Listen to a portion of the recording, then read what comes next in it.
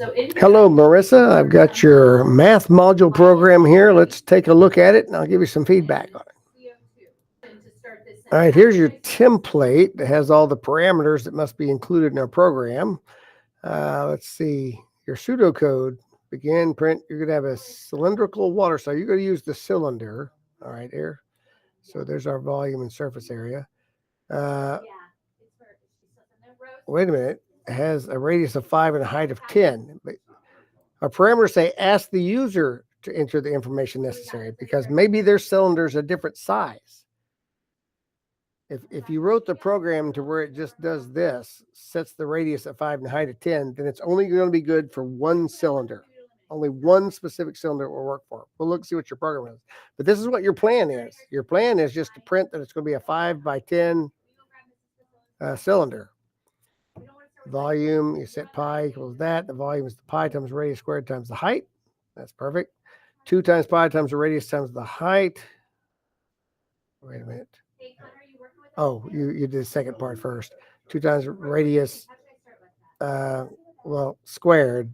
I don't know if you're using 2 asterisks. You put 2 asterisks on there. I guess that's kind of like the caret that shows squared. Print the volume of the tank is, and then actually the volume cubic meters. The surface area is surface area square meters. Okay, I like that. But this is a little troubling because that's not asking the user to input anything. Let's see what your program looks like. Oh, I see input program. So here you changed it, but you didn't change your pseudocode. Your pseudocode doesn't say you're doing that. But let's go down, copy it off. Okay, it looks like the whole thing. Calculate the volume and surface area of a cylindrical tank. Useful in design water storage. You forgot to ask for user input. So you added input. So you realize that. It's okay to go back and change your pseudocode, though. That happens a lot in programming where you have this plan, and when you start writing the program, you realize, oh, wait a minute.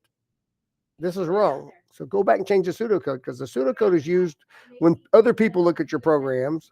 And when you have all that documentation of your programs, they may go look at the pseudocode to see what the program does just in plain English before they dig into the program. So I'm glad you figured that out and changed that. So let's go to a Python window and put your program in here. I'm going to take out some of this space just so it's more of it on the screen at one time and I can see more of what's going on. Python doesn't care if there's 3 spaces or 1 space or how many. I'm just condensing it down to make it easier to see. Now, I'm curious, why did you not, where's your name, date, and purpose of program? Did I not copy that or was it not there? It's not there. You don't have your name, date, short description of your program. Missing. Okay. Got that comment missing there. And why did you not define a main function? Why did you define a function called calculate cylinder? We hadn't even talked about how naming functions yet. So obviously you're seeking help off somewhere. I don't know if you're looking at AI or looking at other people's programs on the internet, but everything you need is in our lessons. You can go back to our lessons and it tells you to do it. But we always start with define main because pretty soon we're going to start talking about other functions. So you'll have a main function and you have another function that we will call to do things, but I don't know. You're kind of going off on your own to calculate cylinder as your function. Let's see, print. You have a cylinder. Let's run this and see how it works here. Run a program. The radius is going to be 5 meters, and it's going to have a height of 20. How about that? So you have a cylindrical water tank. We'll calculate the volume surface area of the tank. The volume of the tank is volume cubic meters. I have no idea if it calculated correctly or anything. The surface area of the tank is surface area square meters. There's obviously an error there. Did you notice that before you turned it in? Did you run this? Did you try to debug this?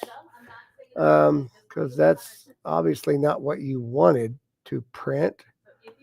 But let's see. You did have pi set to 3.14. You have your float radius input into the radius, into the height. There's your calculations, pi. Well, and this is not how we were taught to do radius squared. This is another way in Python that does that, but that's not what we were taught in our lesson. So that tells me, again, you're off getting help from AI or something else and not reading our lesson Because our lesson says the way we do this is the power function radius squared. That was in our lesson.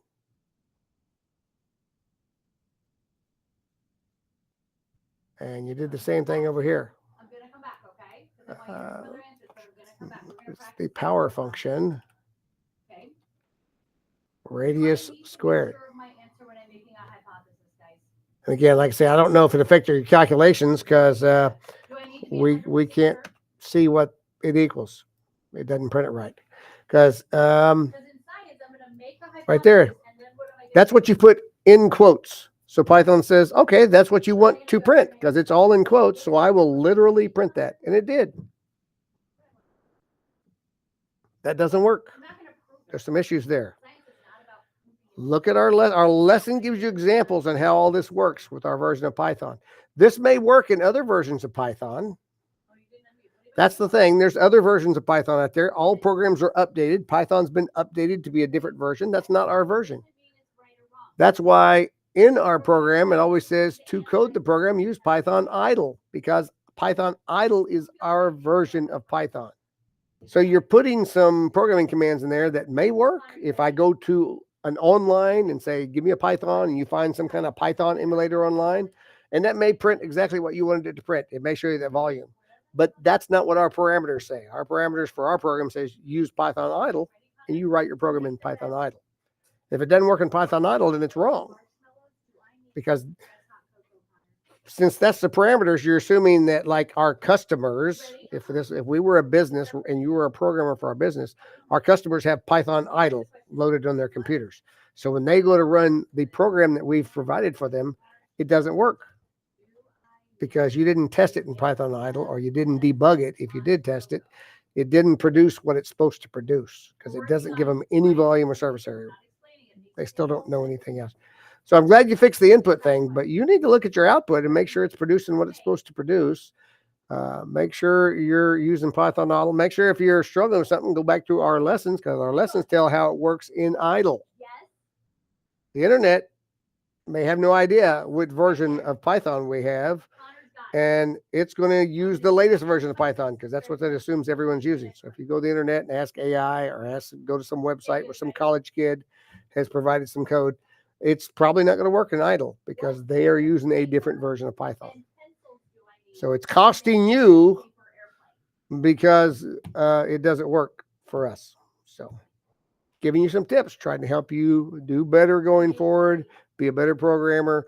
Got to follow the parameters. If you're a programmer and your company says, here, I need a program that does exactly this, or it uses this, you've got to go through those parameters and make sure you're meeting all the needs of whoever's hired you to do this, government agency or whatever. So as a programmer, these things matter. So, all right, I'll get this feedback to you, and we'll see you in class. Let me know if you got any questions.